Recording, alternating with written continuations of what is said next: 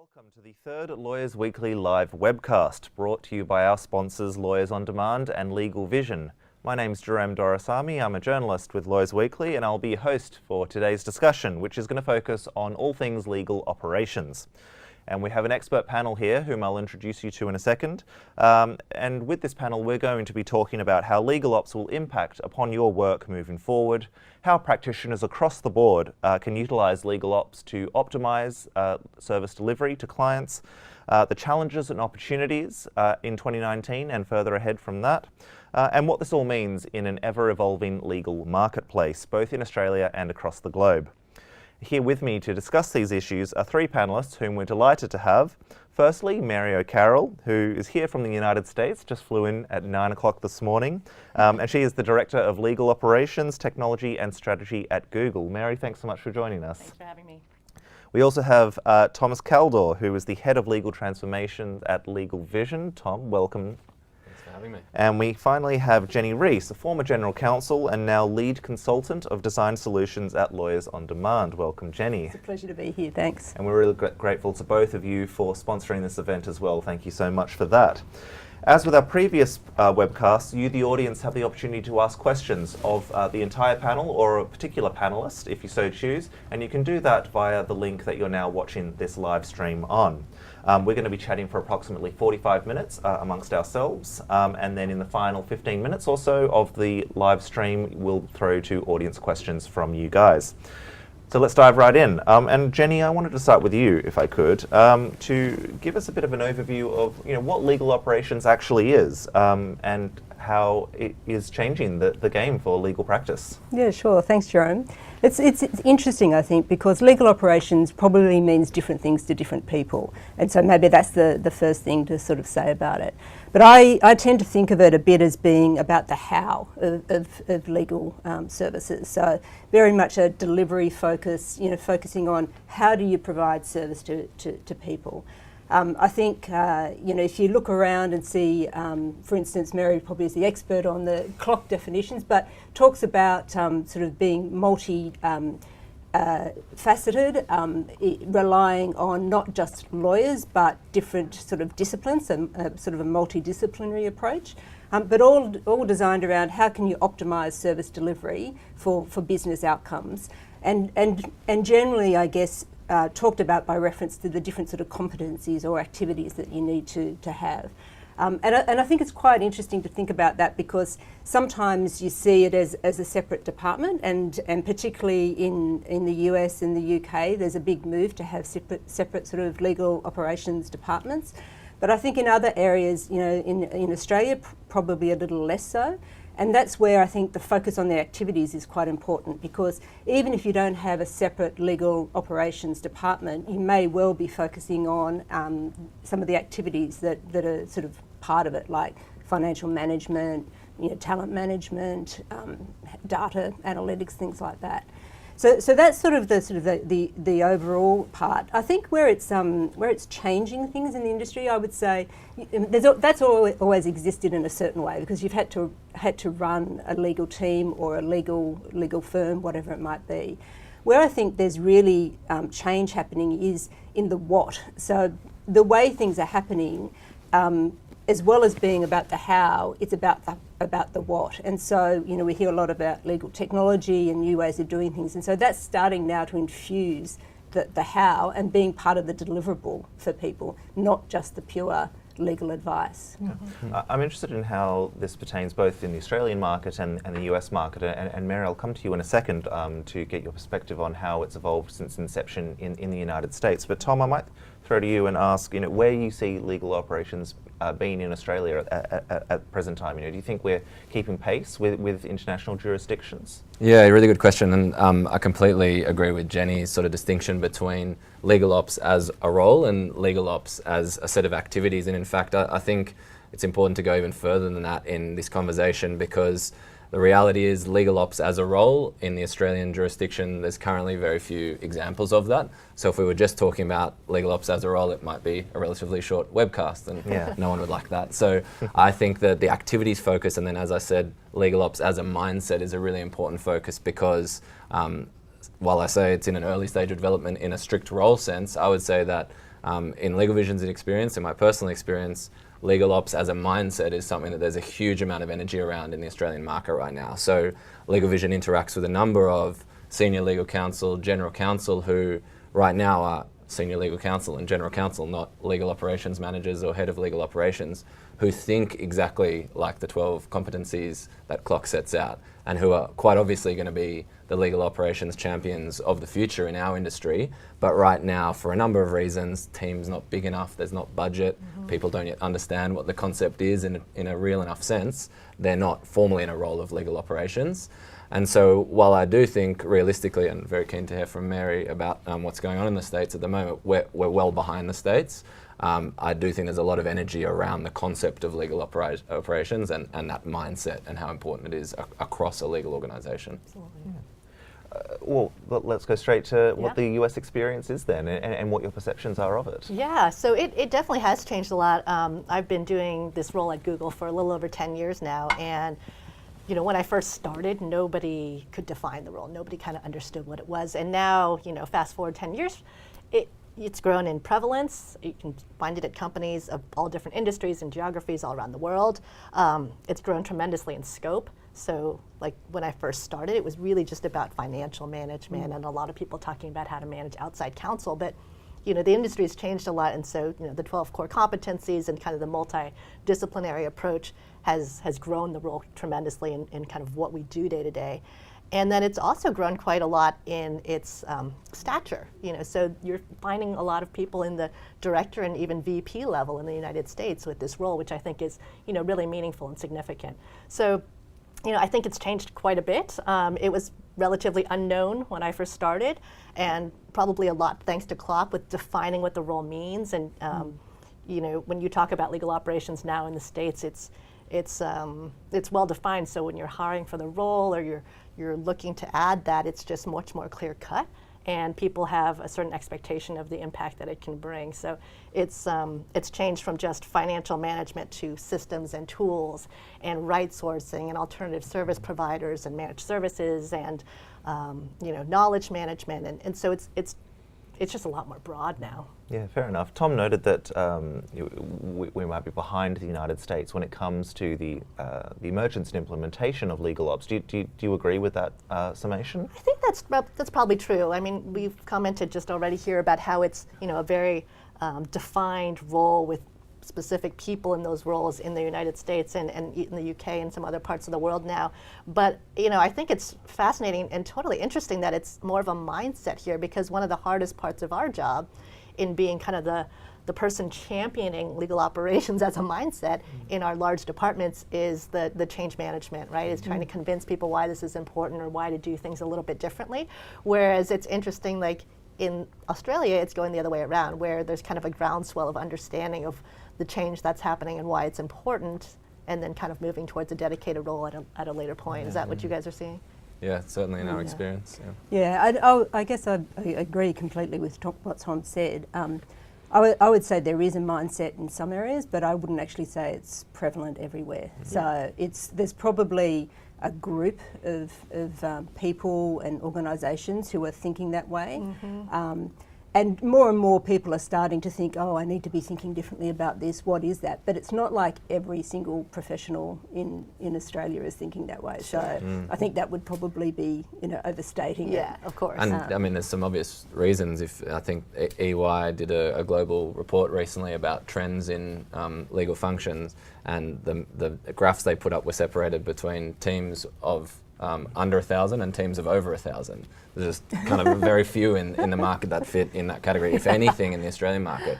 And I don't think that's something that should make us critical of legal operations because we have smaller teams on the whole. Yeah. In my view, it means it's more essential for everyone in the legal function to play a legal ops sort of role and to think like legal ops. And that's why, for me, it's all about the mindset. Because you may never, in a team of 5, 10, 20 in-house counsel, have budget justification to have a legal ops person, and that doesn't mean, okay, give up on legal ops. It means everyone else better kind of shoulder Yeah. that burden and move that Yeah. mindset forward. Yeah, I'm interested in this idea of the mindset of legal ops, because I mean, one of the questions I had written down for you guys was whether or not legal ops was emerging as a separate corner of the legal marketplace as a whole. But what I'm gauging from all three of you is that it's not necessarily about creating the segregated corners of the legal profession. It's more about being able to adapt to the modern workplace and evolving technologies and be able to apply the traditional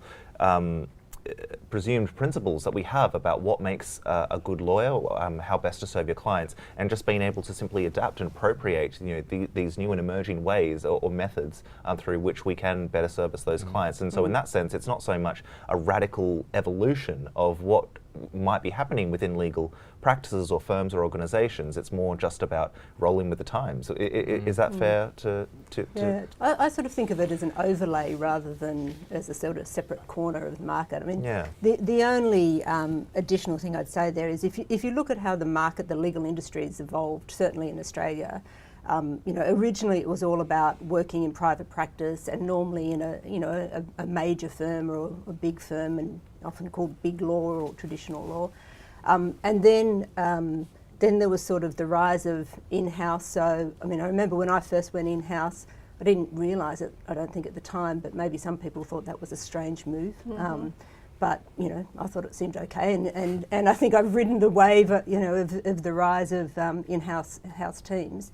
And I think now what we're seeing is, I guess, the new law or the alternative service providers, and obviously both Tom and I are sort of interested in from that sort of side of things, and they are looking at how to do things differently. But I think that's why I say I don't think everybody in the whole legal industry is at that sort of same stage.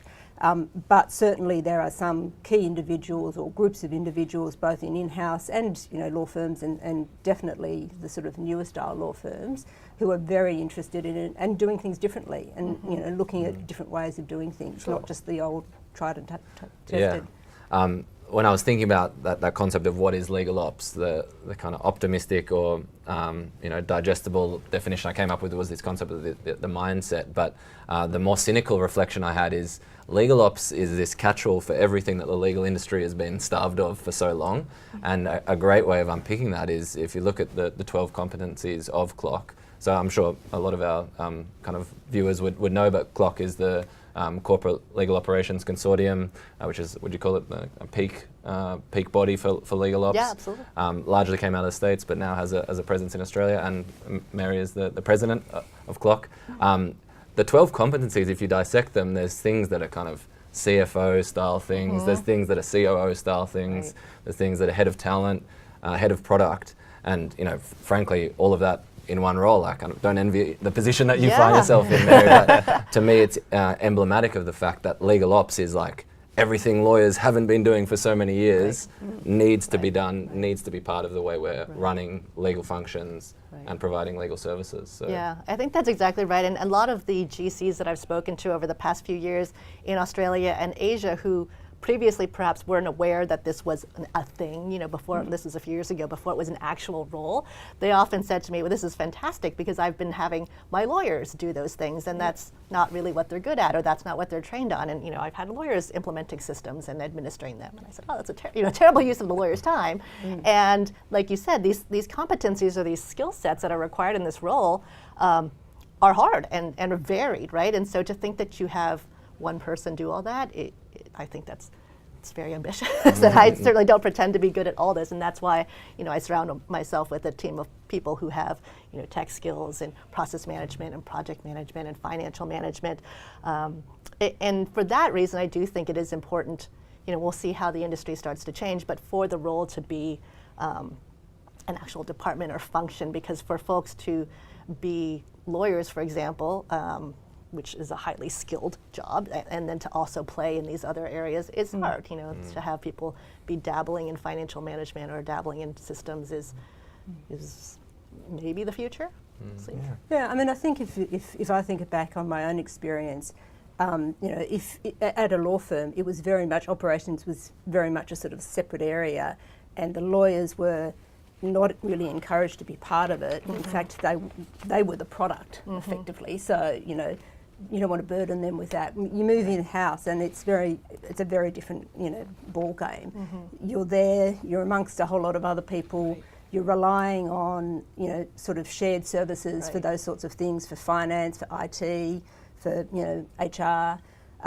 You learn what you can. Hopefully you get a bit of experience and skill in it, but you're never going to say you are a finance person. You're just trying to do it. And I think what's happened with from my perspective, what's happened in the US and in larger corporations generally is it's sort of supercharging what you can get. So, in an in-house environment, if you're the legal team trying to get access to IT or whatever it might be, you're pretty low on the pecking order on who's going to get the sort of resources, because you're not revenue generating. So it's sort of, if you're lucky, you'll someone will get round to you. So in a sense, by trying to think of the legal operations in a separate way, whether it's as a separate area or a lot of organisations as well are relying on external expertise.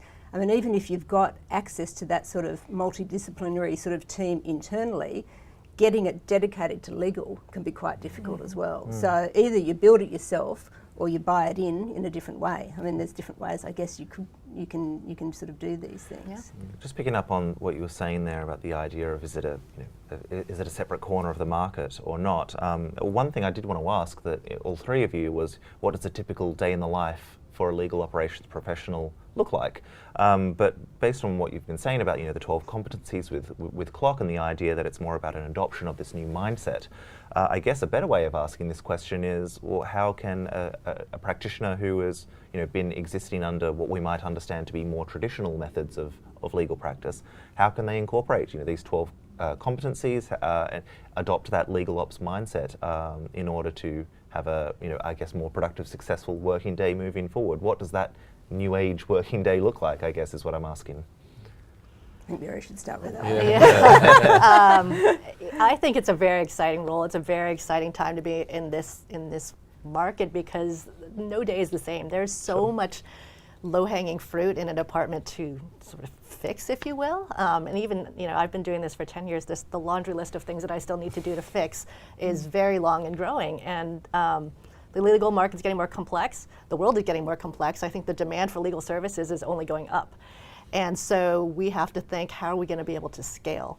And that, we can keep growing, we can keep adding budget, we can keep adding headcount, but at a certain point, that's not the best way to sort of operate. And so, to your question, I think we have to, as a legal department, start thinking about how do we work differently, how do we work smarter, and that, leverages a lot of things. You have still the levers of outside counsel and third parties, but how are you going to use them in the most effective way? What work are you going to do in-house? Who's going to be doing it?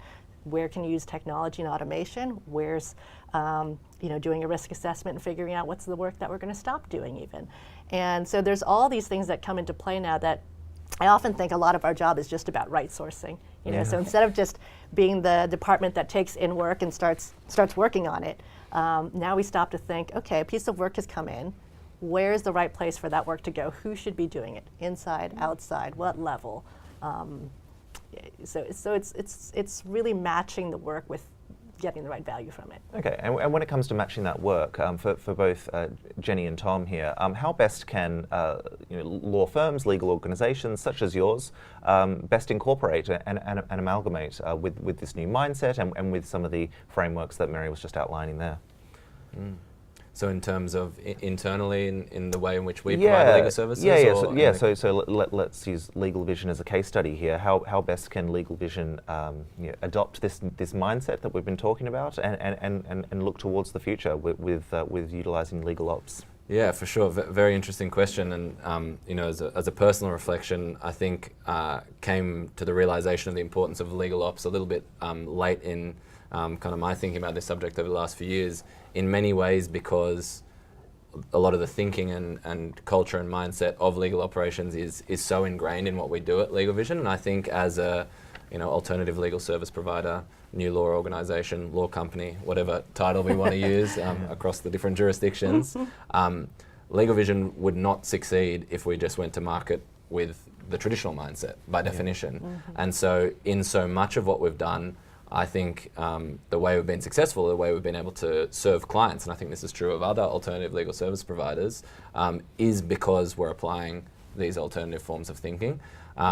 That sets the bar pretty high though, because there's no kind of going back once you put that culture in place.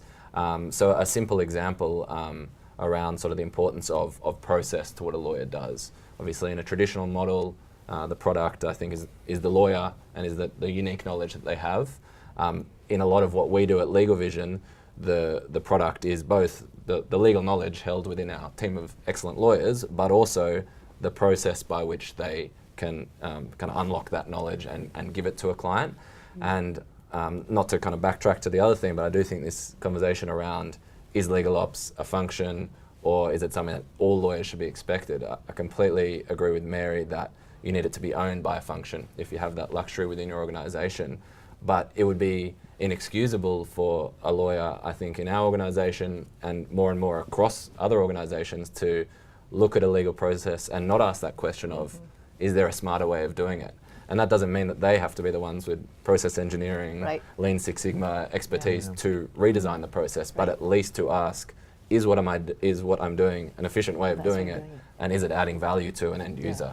I mean, ideally you have both, right? Ideally you have the function and the mindset. And Absolutely, sure. because that half the problem with things is change management. Right, so, that's exactly right. And it's sort of addressing that mindset. If you've got the right mindset, change is a lot easier. If you don't have the right mindset, then it's really hard, and you know that's one of the things you've got to think through. But I also guess it comes back to that sort of flexibility. I mean, that's sort of part of the mindset as well, and trying to think of different ways of doing things, and looking at why are you actually doing something. I mean, I think in an in-house environment, there's no problem with demand for work. I remember being in a law firm and being, how are you going to make your budget, whatever. It's just not part of the equation if you're in-house. There's more than you need to do. And the speed at which it needs to be done, is just ever increasing. The complexity, the regulatory environment is ever increasing. So more and more it's questions about, I think, sitting back and saying, why are you doing this?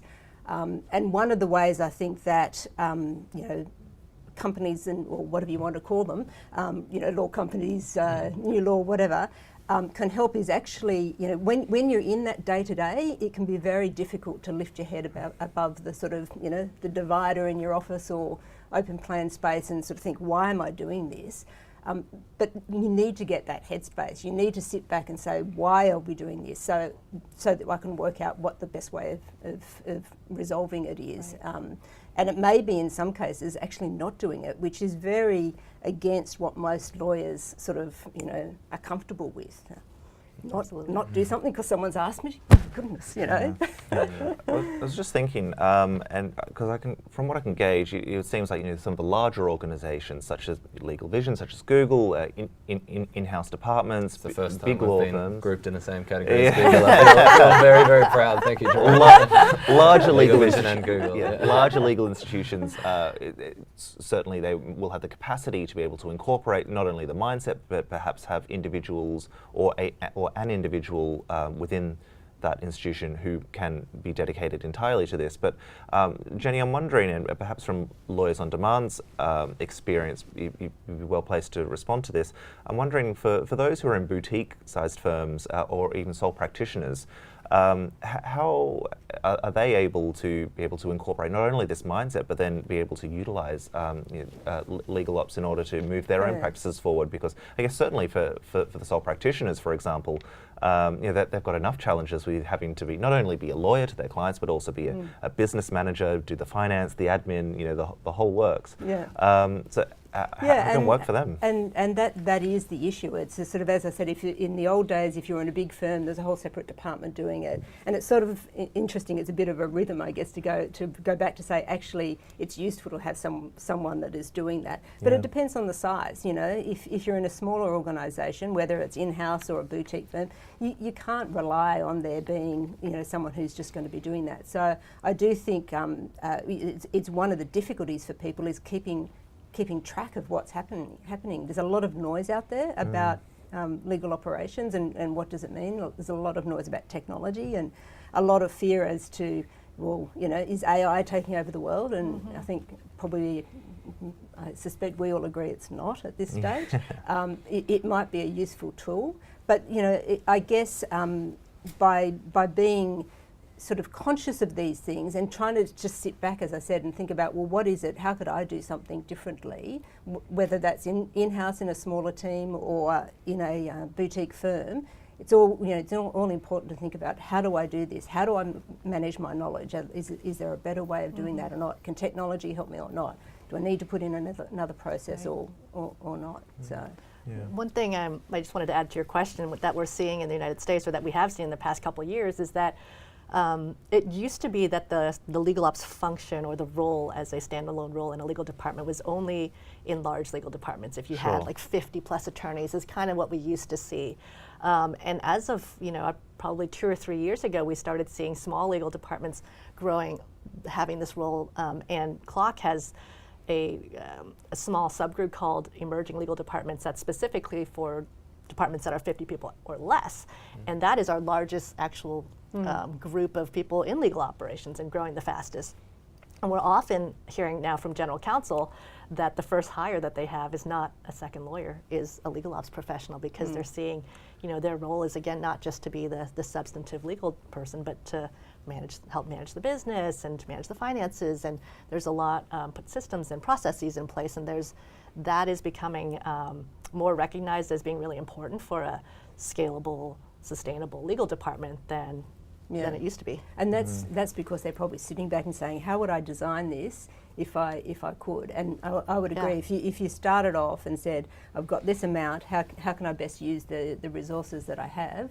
Making sure that it's someone's role to be thinking about these things, I think is really important. Yeah. And I want to ask you guys about the design and some of the different avenues through which you can design a framework through which this can operate successfully and also what might not work. But before I do that, just wanted to remind all the viewers that if you do have any questions for us, or for the panel, that is, certainly not for me, please submit them through the link via which you're now watching the webcast, and we're going to be getting to your questions in about 20 minutes approximately.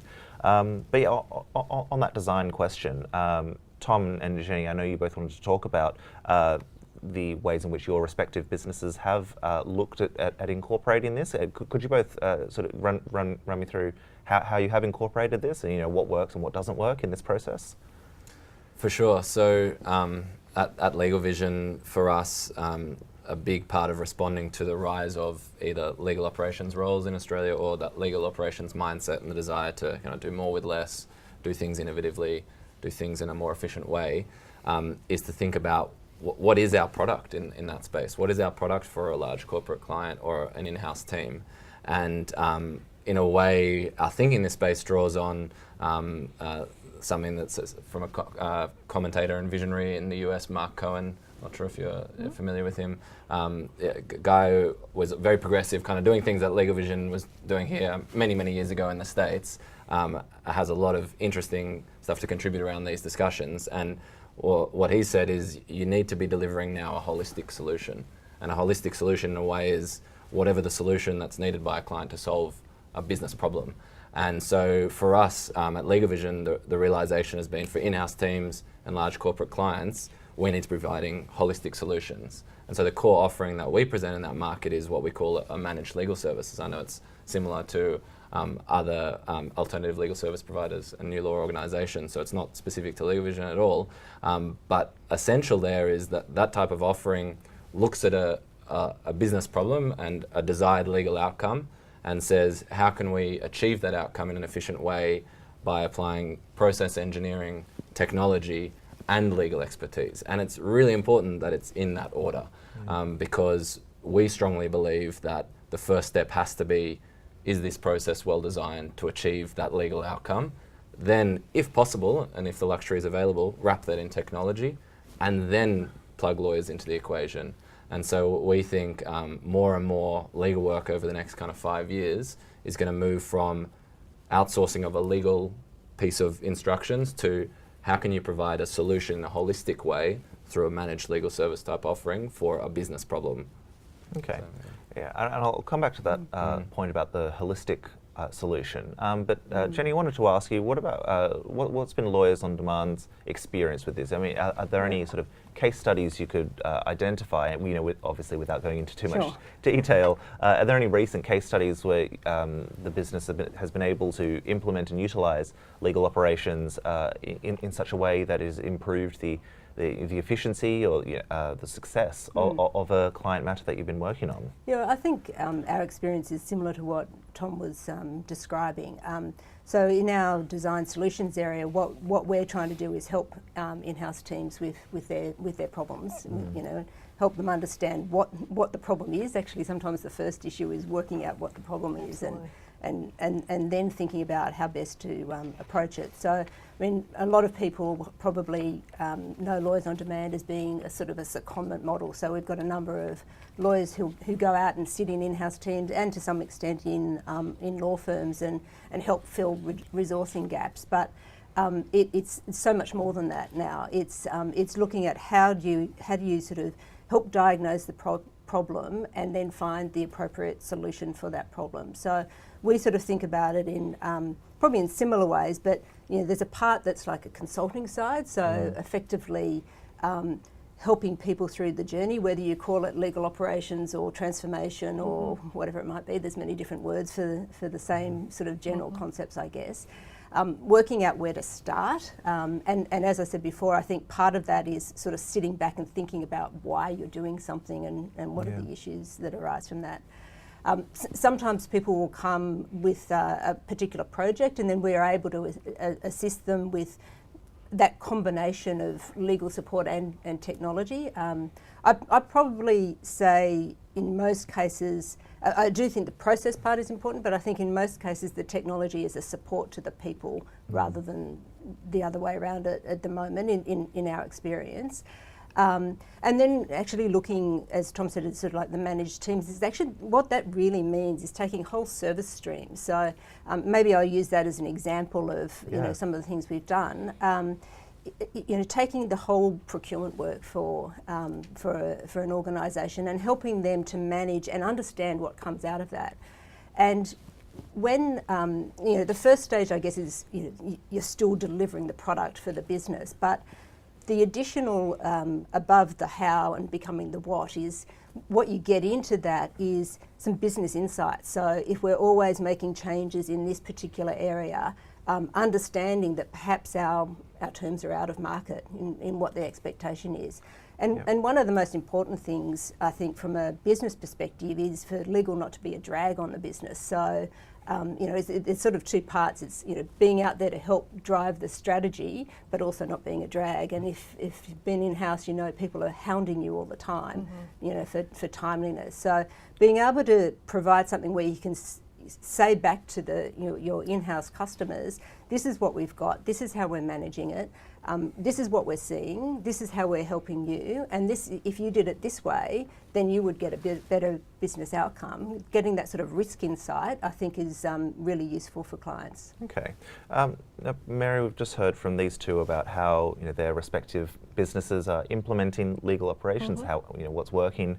But it'd probably be good to hear from you as well, you know, as the head of legal operations and technology at Google, how Google as a business is utilising technology in its delivery of legal services, and also then in its legal operations functions as well. Yeah. So I agree. We actually have very similar situations or backgrounds with the way the Google legal department has transformed. So when I started, I always tell this story of I went around and met with all the heads of the departments to try and figure out how things were currently working, what the problems were, and certainly didn't come with technology as a solution at that time. But you know, I met with one of our heads of litigation and asked, how are you tracking all your matters? How are you tracking who's working on what? You know, are you using some sort of system? And she's like, I don't know what you're talking about. And I said, okay, maybe you have a spreadsheet or something. And she's like, I don't know what you're talking about. I said, well, how do you know who's working on what and which counsel? And she said, oh, I use Post-its. And she had, you know, her laptop was covered in Post-its. And I thought, oh, good God, what have I gotten myself high flyers in? at Google use Post-its. Yes, and I was new to Google, and I was thinking there's this, you know, giant tech company, and yet we don't have a lot of tech infrastructure for the legal department. And trying to figure out what tools we had, it was almost nothing. That should make some of the law firms here feel better about yes, themselves. this was Yeah. 10 years ago. Yes. Sorry, go on. Yeah. But yes, I had come from a law firm where there was a lot of systems and tools and kind of live dashboards and reporting, and so to go in-house and find out that we really had nothing, we had no transparency into how we were spending our money or our time or our resources, that's kind of where I started. So, the first thing that we focused on again was financial management, and so putting in systems to sort of track our spending externally and come up with kind of real-time dashboards and reporting. That was our first step into technology.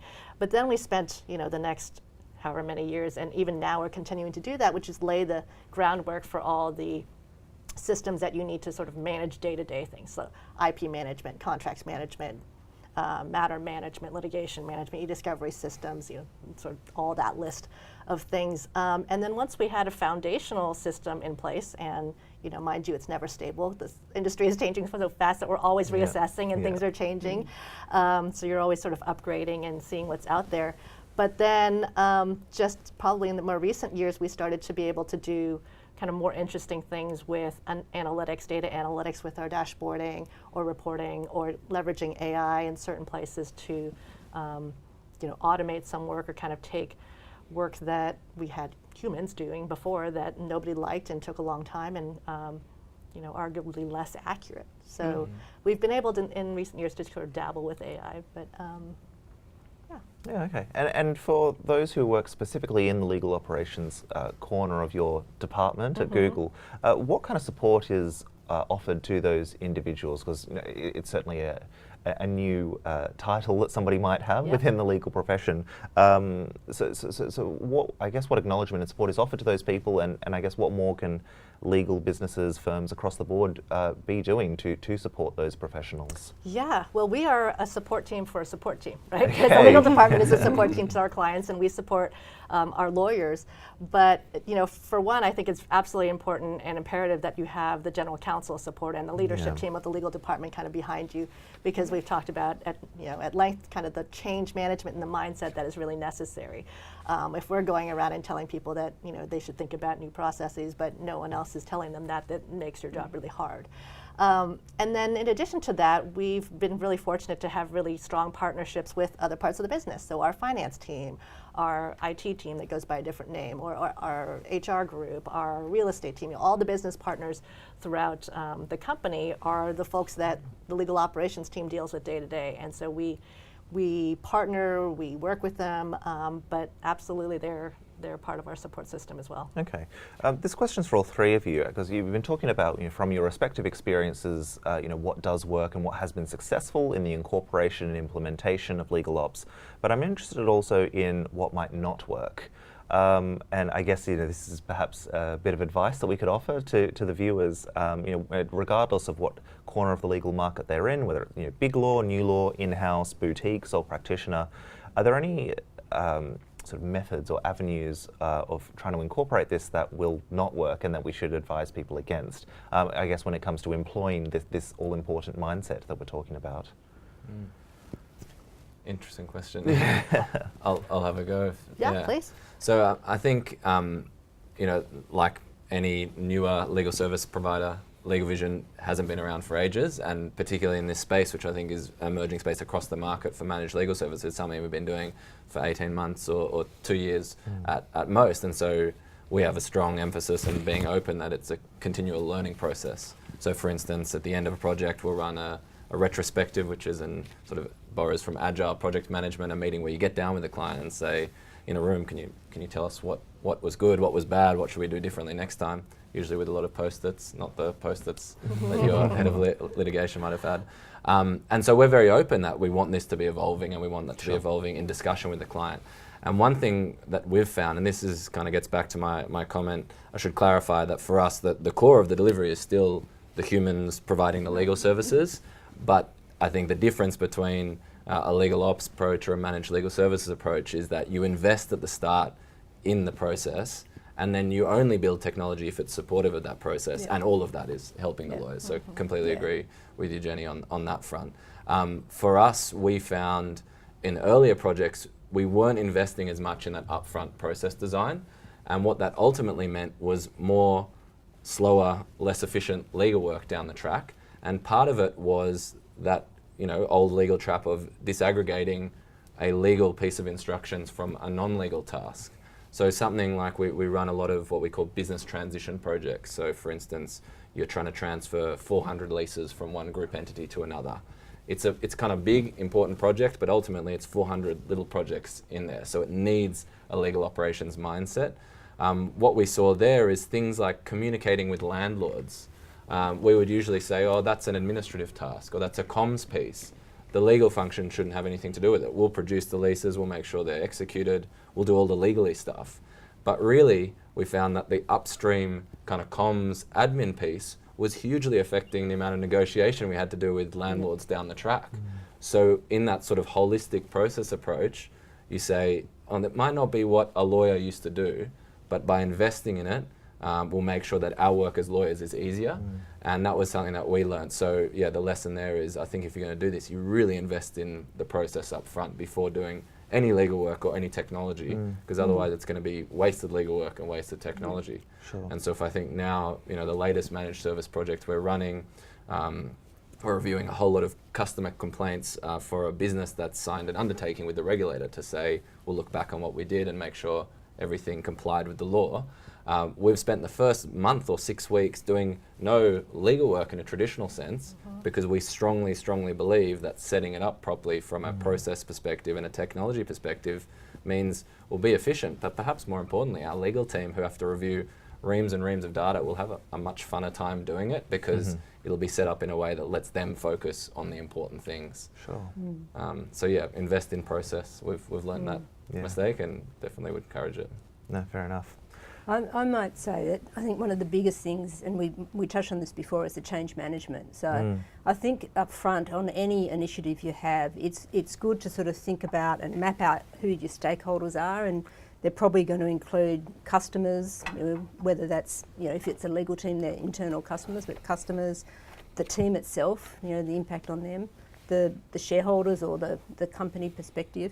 And in some cases, your partners, or whether that's a law firm or a tech provider or an alternative service provider, whatever it is, and really think about what's in it for each of those people and how you can make it more smooth, and make sure you're looking at it from their perspective. Because, if I take an example, often people talk about in-house having self-service tools, things like that.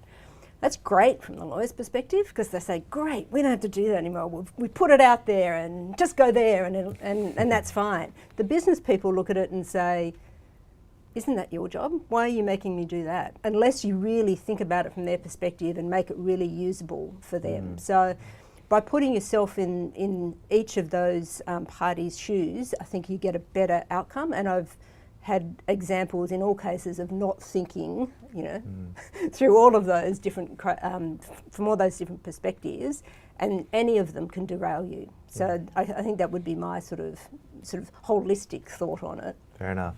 Well, we might move to the question and answer portion of this webcast. I can see on the iPad here that we've got a lot of questions. Thank you to those of you who have been sending them in. Please keep sending them in if you so wish. I'm going to start with one for Mary. The question is, what kind of people or qualifications should we be looking for when hiring for legal ops? And I might add a second part to this question, if I may, which is, do you see particular opportunities moving into the future for either, say, graduate junior lawyers to go straight into a legal ops role, or even for more seasoned practitioners, other opportunities to transition across to a legal ops position? So I guess what should an employer look for in someone to be in legal ops, and how can an employee or prospective employee get there?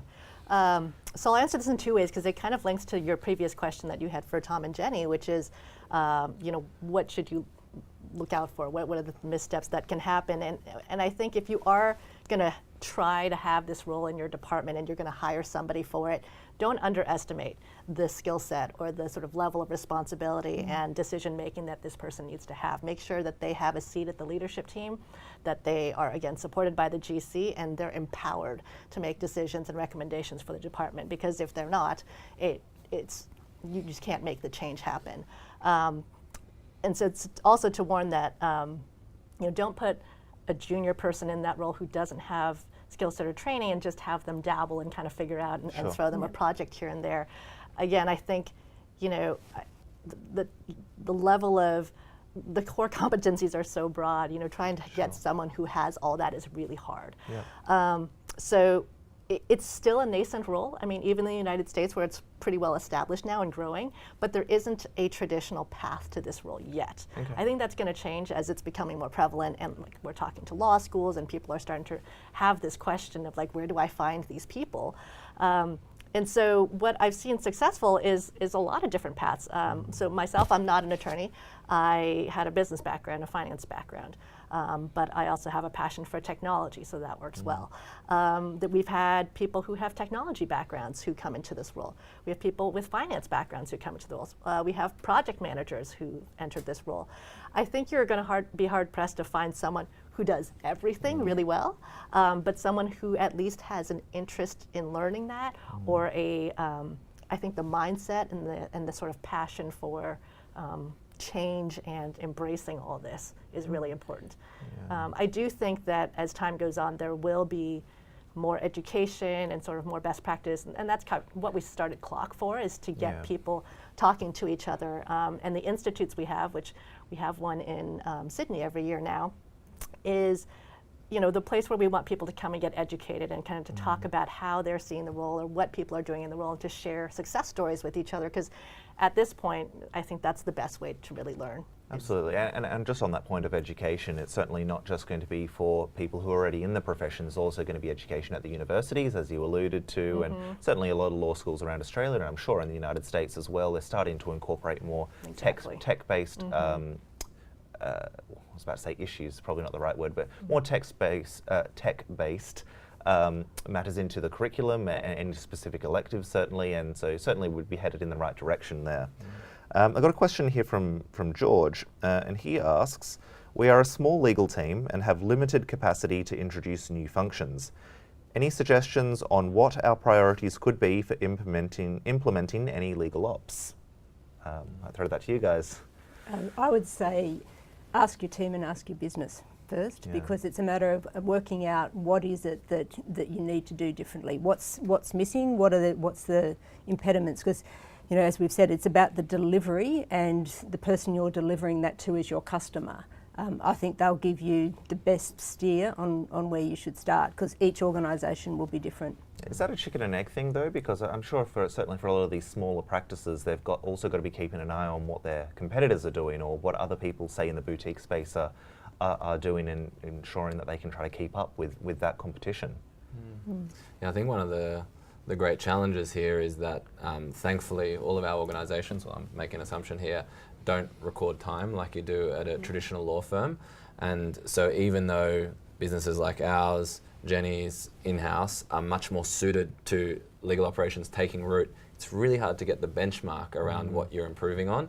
And so for George's question, doesn't probably have a good idea of where you're spending a lot of time, because I think the general advice would be work out where you're spending your time, work out what the real needs your team's trying to solve, and make sure those things kind of overlap as much as possible. But it is a real challenge to work that out. I think this is one of the traps that a lawyer falls into. Unless I can be sure to the very minute or 30 seconds exactly how I'm spending my time, there's no point doing time analysis. A lot of the starting point that we have around transformation or operation initiatives internally at LegalVision start with just roughly each week think about where the majority of your time is spent on a task breakdown. And of course, it's not going to be the perfection of a time tracking system that you might have at a private practice, but at least you'll have a rough benchmark of, all right, surprisingly, we're spending this much time on document preparation. Let's see if we can get an initiative that moves that down, because that's not really serving a real need that is of value to our clients. Yeah. Well, it's a good thing you mentioned time, because we have a question that relates to that. Okay. This is from Kerry, and the question is, how can a traditional small to mid-sized law firm with a partnership structure and billable hours implement an effective legal ops mindset, and also a limited budget? But I guess when we're obviously we've been talking a lot through Lawyers Weekly editorial lately about movement away from billable hours and movement more towards fixed fee pricing for clients, and there's certainly a lot of disagreement within the Australian legal profession, I'm sure, and the American as well, about what is the best method of billing clients. And so I guess, well, the question here is how can a firm of small to medium sized with partnership structure and billable hours look to implement legal ops? Do we have any suggestions here? I think both for George and Carrie, if you can convince the decision makers, make the case. I have found, whether it's a law firm or a law department, even like I said, the small ones, we pay for ourselves in this role, right? I mean, and you guys probably do as well when you go into a client. The impact is huge and it's measurable, depending on, sometimes it's measured on the amount of attorney time that you're saving. Sometimes it's actual dollars going out the door. But the stuff that we're doing is all about efficiency, right? It's all about how or improving the quality of the work, and to be able to leverage your resources in a better way. I really feel strongly that like adding one head, you're actually saving like 2+, right?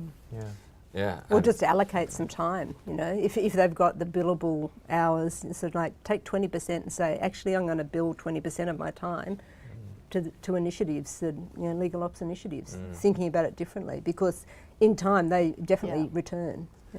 I think there's a really interesting discussion to be had around the causation between legal ops changes and the way in which legal service providers bill, because to put it very bluntly, because LegalVision adopts a value-based or fixed fee pricing model, we have to invest in legal ops. And so as long as you have an hourly approach to billing, then of course if you're doing things inefficiently, it's not going to affect your bottom line, your profitability as a business at this point of time, if you're still getting clients coming in. But at some point, we assume that it will. But for us, we've gone out and we've sold a product or sold a project. We have to do it as efficiently as possible if we want it to be profitable. And so I think that's an interesting way to force you into action, is to say, all right, this tranche of work or this type of project, we will now start doing on a fixed fee basis, and then see if you're still not thinking about legal ops. Yeah, fair enough. We've got a question here from Anonymous.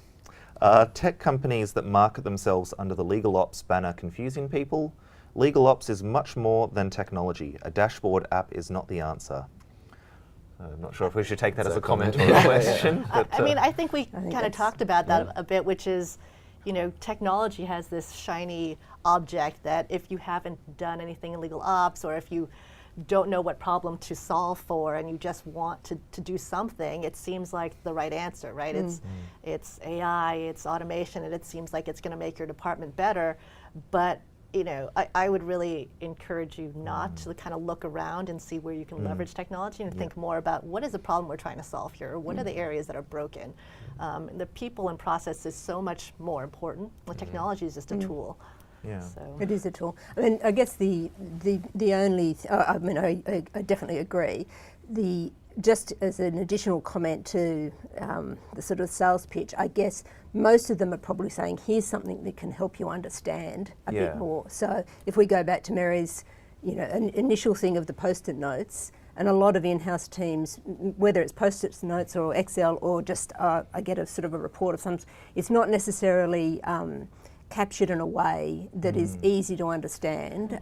And I think the one thing I would say about technology is in the last, few years, the move to cloud computing, I think, makes it a lot easier to just dabble a little bit in some tech and maybe get yourself some easier ways to track what you're doing, or to just to show what you're doing. So whilst it doesn't, I don't think it solves the whole problem, it might give you just one little piece that's that you didn't have before. Sure. Yeah. Now I notice we've only got about 5 minutes left, so I just want to fire some rapid questions at you guys that we still have here. First of all, why can't a business person just carry out the roles we're talking about? Why does it have to be a lawyer doing It doesn't. it? I think that's what we've just said. Oh, well, not a lawyer. You're a shining We actually example of that. have 0 lawyers on my team. Oh, wow. There you go. Well, that answers that question. I would say I think there's a benefit to having a mix of skills, and Sure, so however you get those, Yep. that's sort of the issue. So interesting that you've got absolutely no lawyers, but just coming at things from different perspectives is good. I mean, at Lawyers on Demand, I work closely with someone who's got IT and project management background, also not a lawyer. And so we come at problems from a different perspective. Absolutely. And I just think that mix of sort of Diversity of understanding thought. is really good. Mary, I'll put this one to you, because we were talking about the how people can transition over to legal ops roles. This person's asked, can you recommend a career roadmap for lawyers who wish to work in legal ops later on? Is there any advice you could offer at this point in time, even though perhaps the education isn't quite there yet? Yeah. How can somebody who wants to move into it right now, how can they go about it? Get involved in Clock. Okay, there you It's go. the best place to get learnings and best practices right now. Great, there's that answer. From AL. That was pretty easy for us. From AL or Al, I guess. This is probably quite a good question. What's the difference between legal consulting and legal operations? Well, Apart from the spelling, what if well, consulting might be about legal operations. I think it's just consulting is describing what you're doing. Legal operations is infused in the whole how you deliver a legal service. Yeah. I Okay. completely agree with that. For me, consulting is generally an external party who's looking in and making suggestions. I think operational efficiency or legal operational efficiency is about imbuing everything you do as a legal services organisation with efficiency. And part of my team, I consider internal consultants. So. Okay. And the final question I'll put to all of you is, let's do some crystal ball gazing. In 2019 and beyond, where do you see legal operations heading? What are the opportunities? What are we looking forward to? And I guess also, are there any issues moving forward in trying to convince those in the market who might be sceptical about this to really incorporate and implement it? What are your predictions moving forward for legal ops? I think at some point, maybe not 2019, but you said beyond. So I believe that this will be a role that is kind of prevalent in every legal department at some point. Yeah. I agree with that position. I think specifically in Australia, over the next, say, 2-3 years, we'll see a number of legal ops professionals with that specific role in some organisations that don't have that role right now, and that's really exciting. I think genuinely beyond that, further into the future, we will see somewhat of a disintegration of the legal ops role, in that I do think everyone who's practicing law will be expected to have some of the sensibilities. And I think with that disintegration, we'll then see in the legal ops function itself more specialisation. So more the finance person who's part of legal ops, more the product person, more the tech person, which sounds like in a mature legal ops function like Google is already happening. So yeah, I'm confident in that prediction. Yeah. So it's an emerging part of the legal profession, but you see a disintegration of it in time already. But then a further specialisation. No, I of think. course. Yeah. No, I'm being Yeah. flippant. And I think we're going to see, as legal operations takes hold more in a sort of a more prevalent way, whether through a role or through people just having the interest, more and more people, especially from in-house departments, looking at what are the different ways that they can source their legal needs, which is, as Mary said, one of the biggest questions is, how do I support the business? What's the right sourcing? Sometimes that will be a big law firm or a specialist law firm. Sometimes that'll be in-house, and sometimes it'll be an alternative provider of some sort. And I think all of them have a role to play. What I think will be the biggest change is, at the moment in Australia, it's a bit more in-house or the big law firm and less on the alternative. But if you look at what's happening overseas, there's a real expansion in that sort of alternative market, which is great for us. Absolutely. Well, guys, this has been fantastic. Thank you all so much for joining us. I want to thank our panel again, Mary Carroll from Google, Tom Kaldor from LegalVision, and Jenny Rees from Lawyers on Demand. Thank you to all of you for tuning in. We will be having another live webcast with Lawyers Weekly in the coming months, so stay tuned for information about that. And this whole conversation about legal operations is one that we're certainly going to be continuing on an editorial front. If you have any other questions, or if you want to get in touch to do stories with us, please do so. But thank you again for tuning in, and we'll see you again next time. Cheers.